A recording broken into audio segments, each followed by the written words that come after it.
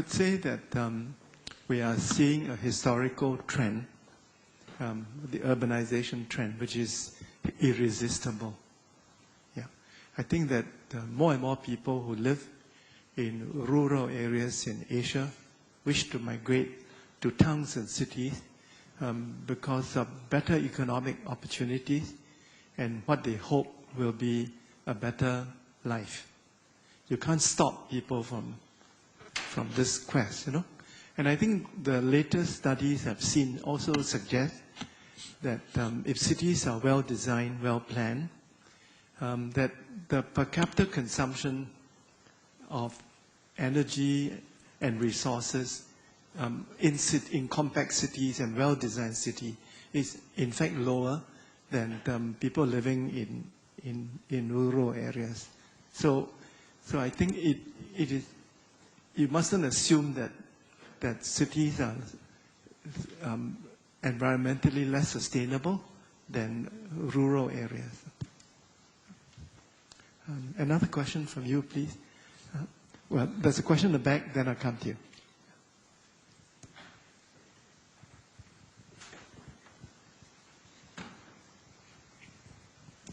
I'm Johan Krom from Lund University in Sweden. Mr. Lohani, thank you for your insightful lecture. At the end, you mentioned education, environmental education, but you focused on the kind of, let's say, institutional form of it, university programs, the program here. I was wondering whether you could mention some more on public education, public awareness. You mentioned the problem of public transport, for instance, and that is, to my perception, to my understanding, largely a cultural issue to some extent. The willingness to take a train, take a bus, take a bike. For instance, I'm Dutch, and Singapore, which is tiny, like tiny, keeps surprising me that there are so few bicycles around, even despite the weather. There are so few bikes, whilst it's such a small place. And again, that is, as I said, I'm Dutch, a cultural issue. And I wonder whether you could say some words on that. Thank you for your good question. Since I support bicycling, I agree that it is a cultural issue, because I can't understand why if you can cycle in the Netherlands, in Denmark, when you have very severe winter, why can't we cycle in Singapore where we have summer all year round, you know? So, and if New York City, in spite of this congestion, can promote bicycling, I don't see why Singapore can't do it. So I think it's partly a mental issue, a cultural issue. So Bindu, how do you go beyond the formal classroom? How do you change the attitude of the citizens? Because if you don't change people's behavior, none of our goals are achievable. That's a very good question. First, I agree with you. We need to do both public awareness and cultural issues important. Let me tackle the public awareness first. Frankly, today, when I see it today and what I see 20, 30 years, 40 years ago, a lot of change. The children are learning in school quite a bit. At one time, 15 years ago, I sponsored a program called Environmental Journalism. I brought a lot of journalists from Asia and say, okay, you guys covered the environment and here is... Today, I think there's a lot of educated people which has happened. Maybe not enough, but we need to continue to do that. The job of the ministry, the EPA, etc. I think they do quite a good job on that. But in addition to that, the NGOs, etc. Fully possible. I think this whole awareness program is getting better and better every day. Cultural issue is important, as Professor Tomiko said. Why don't we go on a bicycle? You know, one of the difficulties, let me give you one example, it'll solve it. Now, for the Asian has this Asian face issue. If you're a very, senior guy, CEO, you couldn't be bicycling, you couldn't be walking. How can I? Well, if our leaders set an example, then it will happen. Right. I mean, I'm serious. Yeah, I mean, if our leaders set an example. I give one extreme example. This is true. I talked to one of my Indian students one time. And I say, you know, I taught you that why don't you start taking the train every day? And no, sir, I have to buy a car. If I don't have a car, I don't have a status symbol. And nobody takes me seriously. Even I can go and have a date. Because girls are not also, you know, not happy to go on a walking date. Or in a train. I mean, this is Asian cultural issues. I think you're absolutely right. We need to slowly change it. Okay. Professor Houston Kwa, who is our foremost environmental economist. Oh, okay. Thank you, Mr. Chairman. You are too kind with those words. Bindu, it's good to see you again in Singapore.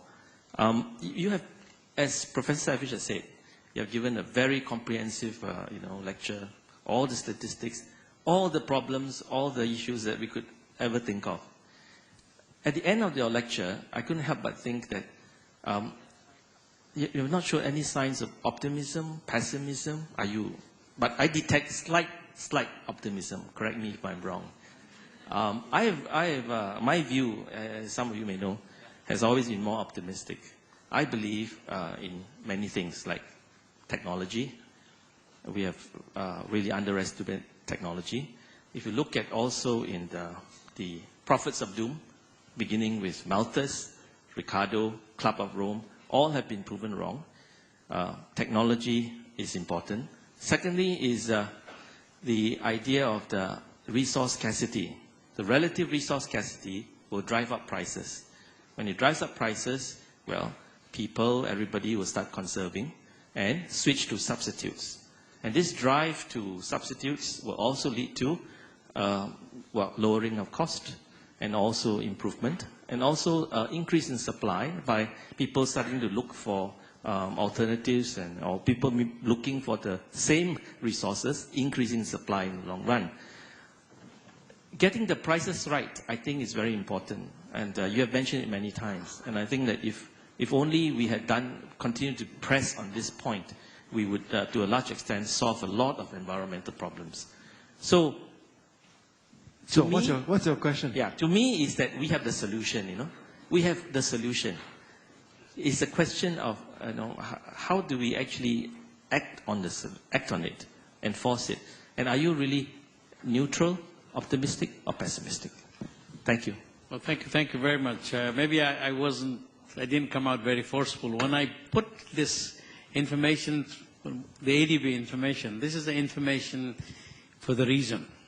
What we do is for the 67 countries, endorsed by 67 countries for the reason.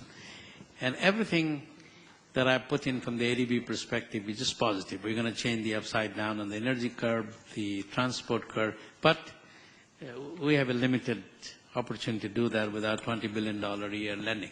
There's only so much you can do. But it's all optimistic. Something that I didn't elaborate there very much is the technology, which I'm very, very interested, which I talked in the forum, the engineers summit last time. Now we're looking at in China for the first, it's the only country in a developing country in the world looking at carbon capture and storage. We're experimenting it as we speak. We're getting into IPCC technology to see whether we can reduce it further. We are trying pilot of different kind of technologies. So I was in the National Academy, US Academy panel, and there we talk nothing but technology for the 21st century. Energy, the fuel cell issues, the carbon capture storage, solar. As we speak, everything is improving. In the other areas, equally true. As we speak, the nanotechnologies are being developed. People are thinking, the scientists were able to show us there that if you paint your wall, and nano is 10 to the power minus 9, you can see it's smaller than the here, you will be able to generate electricity. They can do it. It's just not economical. I think, Dr. Kwa, we need you economists, resource economists, to make it cheaper. And this can be done if you price it properly, as you rightly said. Why are we not able to do today the carbon? Because carbon is not priced properly. Some countries have tried to tax it.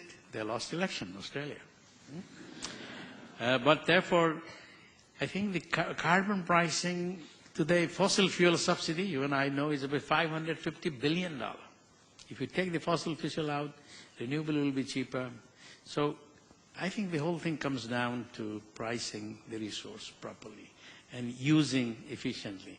Like I would say, give this building and say, you have only so much energy quota, so much water quota, and beyond this, I'll price you this way.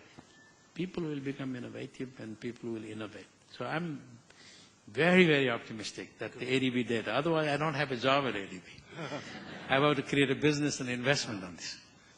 Bindu, I'm beginning to lose the audience because we were supposed to have concluded at 6:30. So can we just take 2 more questions? Yeah, you please, and then another. Is there another question? Please.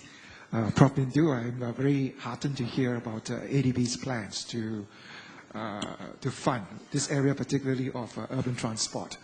But can I also suggest that as you're looking at this, that you also perhaps look into town planning architecture?